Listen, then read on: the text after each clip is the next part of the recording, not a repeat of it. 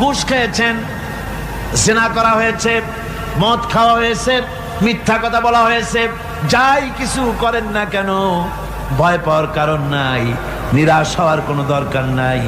আল্লাহ পাক ডেকে বলেছেন, কুল ইয়া ইবাদিয়াল্লাযীনা আসরাফু আলা আনফুসিহিম লা তাকনাতু মির রাহমাতিল্লাহ।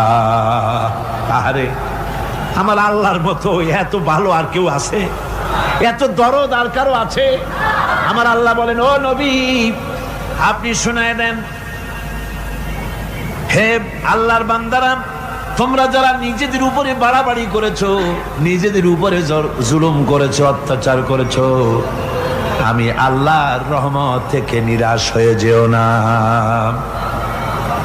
মানুষ যদি অপরাধ করে, বাপের সাথে অপরাধ করেছে, মায়ের সাথে অপরাধ করেছে, মা বাবা সন্তানের চাইতে এত বড় কল্যাণকামী তো আর কেউ নাই, কিন্তু মা বাবা কোনোদিন বলে না আয় আমার ছেলে তোরে মাফ করে দেই, এরকম বলে নাকি?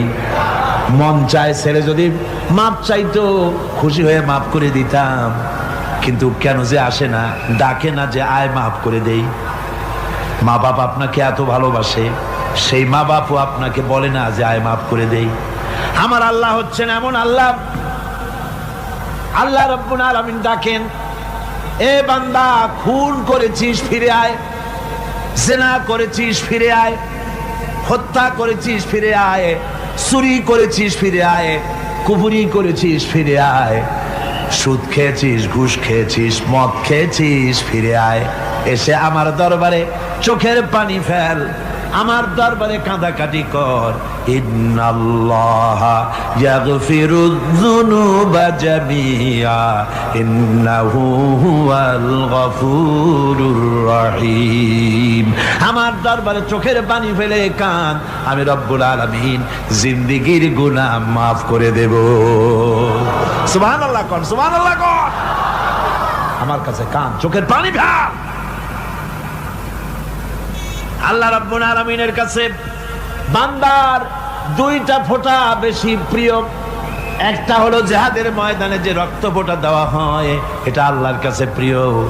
আর আল্লাহর ভয়তে গুনার জন্য লজ্জা করে, অনুশোচনা করে বান্দা যখন চোখের পানি ছেড়ে দেয়, আল্লাহর কাছে এটা অত্যন্ত প্রিয়।